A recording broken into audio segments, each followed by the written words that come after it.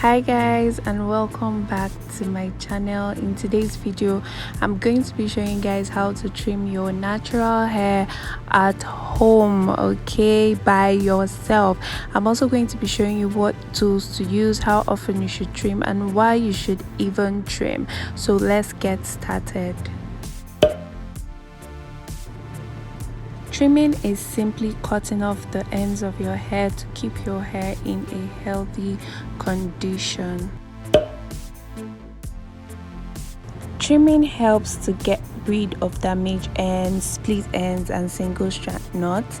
So this diagram here shows what our hair goes through at different stages of length. So we can see that our ends are the most damaged because the cuticle thins down, exposing the cortex, which contains the pigment of the hair, and further exposure and wear and tear would lead to further damage. So the best thing is just to cut off those ends, okay? So now I'm just going to get my hair ready for trimming. I like to work with stretched hair generally, so I just stretch my hair in cornrows, and I'm just picking it out to just make sure all the hairs come out. You guys, can you just see all the knots that my hair has been going through? Just take a look at this. Anyway, so I'm just going ahead to put my hair in sections with twists, because we're going to be working in small sections now for this trimming, just so that we'll have an effective trim. Okay.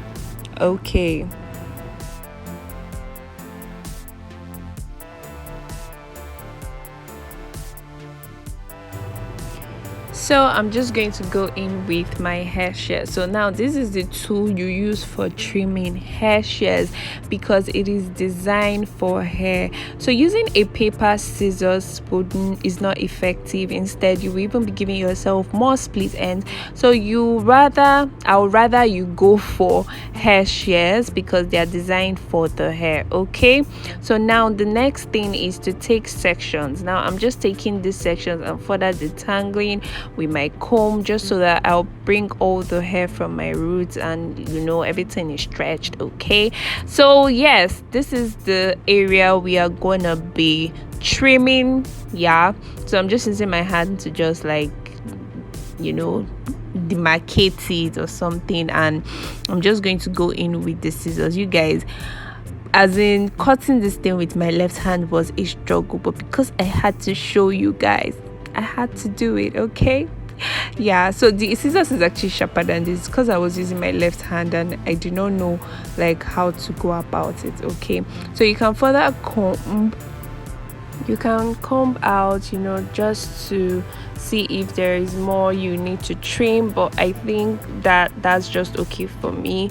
So speaking of how much you should trim, I think it just depends on you. Some people just do more dusting their ends on a regular, okay, but because I'm not trimmed for a year, I really do need to get them inches out. Okay, so I'm just going to show you guys again for the second time, and yeah, I believe you'll get it this time. So you just take a little section, you detangle with your comb, to bring it out, and then you will see the part where your hair just starts thinning out. It's not the thick side where it starts thinning out. That is where you cut from. Okay, that is where you trim from, rather.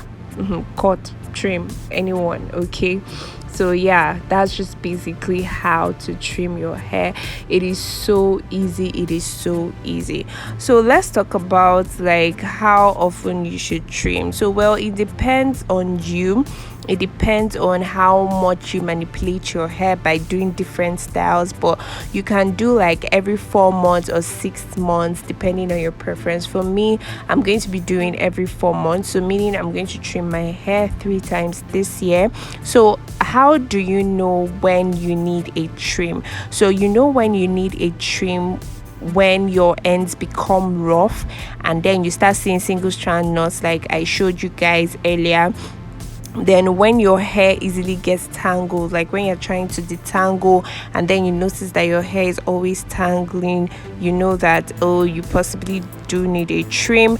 Also, when your hair is thin at the bottom, like when it starts thinning out so much, because you know that I told you guys that once it starts thinning out at the end, your cuticles are thinning out, and then your cortex, which contains your hair pigment and even shields the medulla that carries, like, that is a very important part of your hair, becomes exposed. And once it's exposed, you know, our ends is the one that undergo a lot of wear and tear with all the styles that we do, and also it gets further damaged and it will start spreading upwards. Okay, so you don't want that happening to your hair. So once it starts thinning out at the bottom, you know it's time for a trim. Also, if you experience a lot of shedding, then you know that it is time for a trim. Okay, so I just went ahead to trim the other parts of my hair, you know, to just, you know, make it equal. And how much you should trim depends on you, to be honest. Like, there's no like rule that says you must trim 1 inch or 5 inch or whatever. So yeah, that's just basically it. So now that I'm done trimming, I just went ahead to unravel all my trimmed parts, okay, and just fluff it out. And you guys, this hair gave me an awesome fro. Like, I've not achieved this kind of fro in a while, but as you can see, those, you know, ends are now well trimmed. Like, I don't have flyaway hairs, I don't have knots, you know, showing up and everything. My comb can easily glide through and stuff. Yeah, so that is how to trim your hair by yourself. So if you enjoyed this video, please don't forget to share, subscribe, and I will see you in the next one.